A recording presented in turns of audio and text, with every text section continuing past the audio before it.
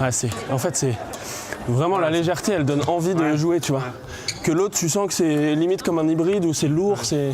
Il y a quelques jours, on découvrait ensemble la gamme NCS de chez Victor et aujourd'hui, je vous emmène avec moi pour un test grandeur nature du dernier sorti, le NCS Max, et ce, sur les terrains officiels du Orléans Masters. Et pour ce test, on a décidé de repartir à la base en testant les 3 volants de la gamme et pour ça, on a démarré avec le NCS, premier du nom. Sur le jeu à plat, c'est pas mal. Ouais, le jeu à plat, c'est bien. C'est un peu bizarre, tu sais, des fois il part à plat et des fois il retourne juste après. Ouais. C'est étonnant. Après, il est lourd quand même. Tu verras, les autres, ils sont plus légers après. Tu sens que c'est pas comme un plume, quoi. Et vous l'avez vu, dès les premiers instants, on a soulevé pas mal de petits problèmes de ce volant. Il paraît lourd, il tourne pas beaucoup au filet et a des changements de trajectoire assez étonnants, notamment sur le jeu à plat. Et on continue ce test avec le deuxième de la gamme, son grand frère, le NCS Pro, sorti l'année dernière. Ouais, c'est beaucoup plus léger. C'est plus léger, ouais. Tu sens qu'au fil, il a un comportement normal, tu vois. Ouais, c'est vraiment non. On se rapproche encore vraiment plus de... Ah, c'est marrant, il s'arrête aussi. Ouais. T'as vu, il tourne. Ouais, il a aussi le... Ouais, en fait, c'est vraiment la légèreté, elle donne envie de jouer, tu vois. Que l'autre, tu sens que c'est limite comme un hybride où c'est lourd, c'est...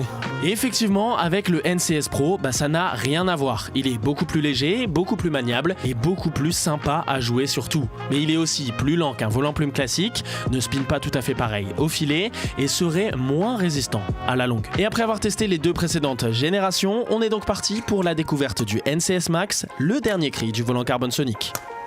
Ouais, c'est un volant normal, hein. Ouais, franchement, pour sentir la différence, faut vraiment... Ouais, même dans les trajectoires, il part vraiment là où tu veux et tout. Ouais. Enfin, moi, je trouve vraiment que c'est...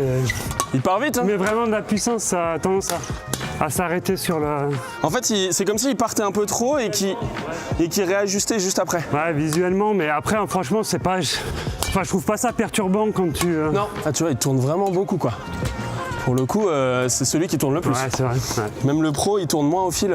Bon, là, avec le NCS Max, on est quasiment sur un volant similaire à un plume. Il est plus léger que le Pro, meilleur au niveau des trajectoires et spin très bien au filet, peut-être un petit peu trop d'ailleurs. Et honnêtement, je me verrais bien jouer avec un volant comme celui-là en compétition dans les mois à venir. D'ailleurs, petite info importante, il vient d'être homologué par la BWF jusqu'au niveau International Challenge, ce qui nous prouve quand même que c'est un sacré bon volant. Et toi, qu'est-ce que t'en penses? Est-ce que t'as eu la chance de le tester et est-ce que tu penses que c'est le futur du volant? Je t'attends dans les commentaires pour en débattre. Un tout grand merci à Victor France pour m'avoir permis de tester ce volant en avant-première et à toute l'organisation du Orléans Masters d'avoir permis de réaliser ce test sur les terrains.